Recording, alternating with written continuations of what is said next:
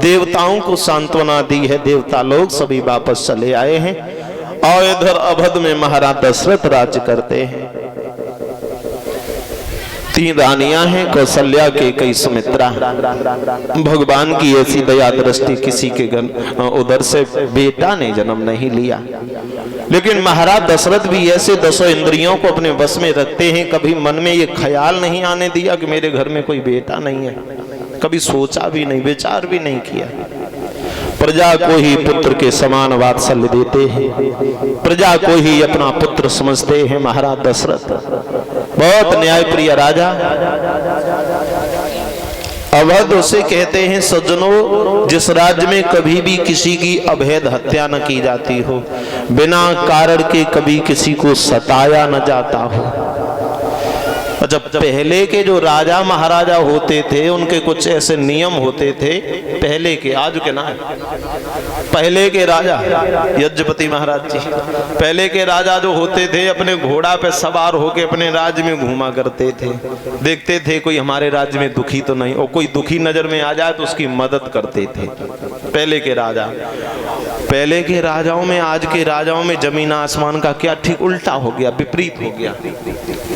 पहले के राजा, अगर राजा को पता चल जाए हमारे राज्य में कोई दुखी है तो राजा स्वयं घोड़ा पे सवार होकर उसके घर पहुंचता था। भैया बता क्या समस्या है, मैं आ गया हूं। आज का राजा, अगर प्रजा दुखी है तो राजा ना आए, प्रजा स्वयं जाए राजा के पास में, और वो भी राजा तब मिल पाएगा जो तुम्हारी पहले से ही वहां पे कोई जान पहचान बारो है। वहाँ कोई जान पहचान ना है तो ऐसे ही वहां से वो जो उनके गार्ड हैं और जो सुरक्षा है भाई धक्का मारे के भगाए दी, भाग जा, कौन से चले आए, मिलने भी नहीं देंगे। ठीक उल्टा हो गया, पहले राजा जाता था प्रजा के घर पे, प्रजा जाती है राजा के घर पे। भैया और तो और आपको पीने के लिए पानी न मिले प्यासन मत जाइयो, लेकिन राजा नहीं आए। खाने के लिए भोजन न मिले तुमका पूरा खानदान भूखन मत जाइयो, पेट पकड़ी राजा ना आए। चाहे तुम्हें पड़ोसी मारे मारे लाठी खोपड़ा भोरे के मार डाले, राजा नहीं आए। उल्टा हो गया। बड़े अच्छे राजा घोड़ा पर सवार होकर के चले हैं अपने राज्य में घूमने के लिए। जा रहे थे तो क्या देखा है, सामने से धोबी और धोबिन आ रहे हैं। धोबी और धोबिन ने जैसे ही राजा दशरथ को आता हुआ देखा तो दोनों पीठ फेर के खड़े हो गए। महाराज ने घोड़ा पास में रोका तो धोबिन अपने पति धोबी से कह रही थी, महाराज आज मैंने एक निर्वंशीय राजा का मुंह देख लिया, मुझे लगता है शाम को भोजन नहीं मिलेगा। राजा के कान में ये शब्द पहुंचे तो आंख से आंसू निकले आए। बाजी वाह, प्रजा ने जो मांगा मैंने वो दिया, प्रजा के लोगों ने जो कहा मैंने वही किया। लेकिन मैं आज प्रजा के लिए इतना बुरा बन गया हूं जो ये मेरा चेहरा भी देखना नसीब नहीं करते हैं। और ये कह रही है कि राजा का चेहरा देख लिया, निर्वंशीय है तो भोजन नहीं मिलेगा।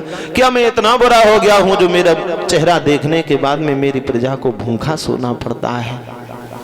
विचार करने लगे मन में।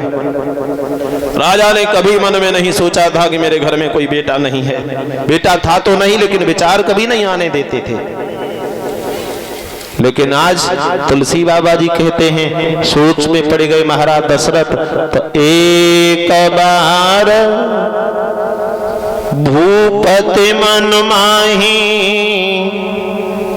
और भय गिलानी मोर सुतनाई। कितनी बार तुलसी बाबा जी कहते हैं, एक बार भूपति मन माही, केवल एक बार। और राजा दशरथ रोज मन में यही सोचते, मेरे घर में तो लला ही नहीं, मेरे घर में तो लला ना है। तुलसी बाबा जी ये भी लिख सकते थे कि बार बार भूपति मन माही, या ये भी लिख सकते थे कि अनेक बार भूपति मन माही। न बार बार लिखा न अनेक बार लिखा। तुलसी बाबा जी कहते हैं कि एक बार भूपति मन माही और वही गिलानी मोर सुतदाही।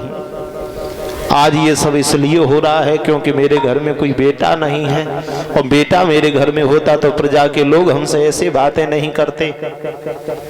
विचार आया मन में, घोड़ा वापस लौट आया, मनहीन होकर के आंगन में पहुंचे।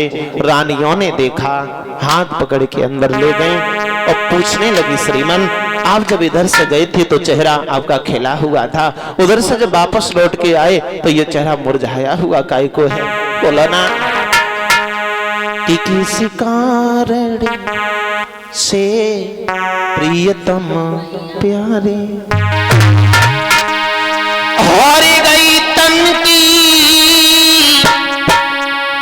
जब बदले रूहानी है।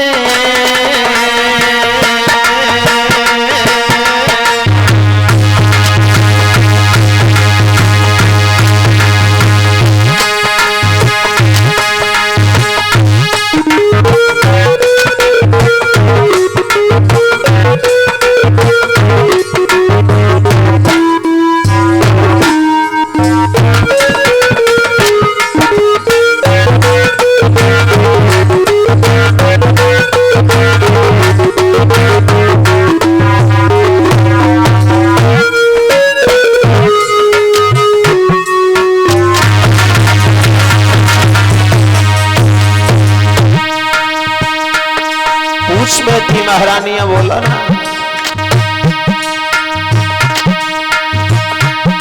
किस कारण से भी प्रिय तम प्यारे, किस कारण से भी प्रिय तम प्यारे, गई तन की बदल रूहानी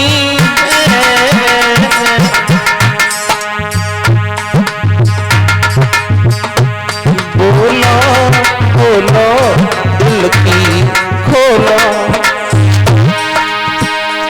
चेहरा को ढलकी गयो पानी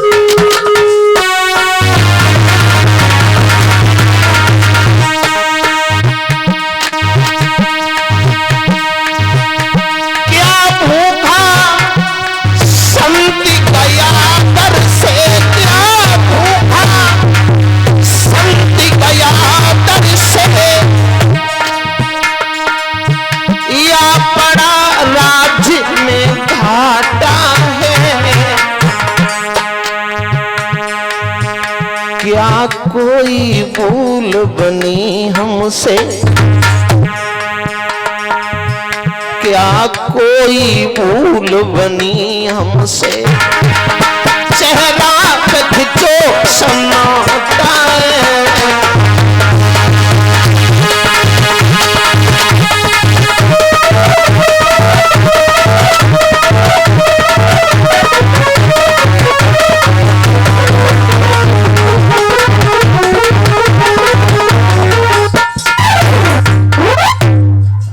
बैठी महारानियां काहे को रो रहे हो? दशरथ महाराज ने जवाब दिया, आज हमारे घर में देवी एक पुत्र होता तो ये प्रजा के लोग हमसे निर्वंशी न कहते। ये शब्द रानियों ने सुने, पेट पकड़ के बैठ गई। कहने लगी, महाराज हमारी कोख में पत्थर पैदा हुए तो तुम्हारे घर में एक बेटा पैदा न कर सकी। आप रो नहीं, रोने के लिए हम तीनों ही काफी हैं। एक रानी बांझ रह जाती चल जाता, दूसरी भी रानी बांझ रह जाती वो भी चल जाता, लेकिन देखो भगवान की कृपा कैसी है, तीनों की तीनों बहनें बांझ हो गई। रो नहीं। दशरथ महाराज कहने लगे, क्या करें? खैर अब जो भी है अच्छाई है, पुत्र देना न देना और देने के बाद में उस पुत्र को छीन लेना, ये सब भगवान की कृपा होती है देवी, इसलिए भगवान का ध्यान करो। और पुत्र भी घर में होते हैं सज्जनों, 4 प्रकार की घर में संतान होती है। चार प्रकार की बुजुर्गों घर में संतान होती है। पहली संतान होती है ऋणानुबंधी, दूसरी उदासीन, तीसरी शत्रु, चौथी सेवक। चार तरह की संतान होती है। सेवक पुत्र वो होता है जो माँ और पिता के चरणों में ही जिंदगी भर अपना स्वर्ग समझे, कभी किसी भी प्रकार से माँ और पिता के सामने कोई तकलीफ ना आने दे, हमेशा माँ बाप की सेवा में लगा रहे, वो सेवक होता है। शत्रु पुत्र वो होता है जो पिता के ठीक विपरीत चले और समाज में पिता का अनादर कराए, और माँ और पिता रोकें तो आंखें निकाल के दौरे के बात करे, तो वो तुम्हारा शत्रु है, दुश्मन है, आपसे बदला लेने आया है। उदासीन संतान वो होती है जब तक शादी ना है भाई तब तक तो खूब घर में माँ और पिता के संग रहे, शादी हो गई वैसे ही बीवी बच्चों को लिया, चुपचाप अलग रहने लगा, न किसी से लड़ाई न किसी से कोई मतलब। जो अपने में ही मगन रहे वो उदासीन होता है, अपने में ही मगन है, अपने घर में बीवी बच्चों का पालन पोषण कर रहा है, किसी से झगड़ता नहीं है, जबरदस्ती अपने माँ और पिता से हिस्सा की भी बात नहीं करता है, अपना कमाता परिवार चलाता है, वो उदासीन होता है। अच्छा, ऋणानुबंधी संतान जो होती है वो कुछ अलग होती है।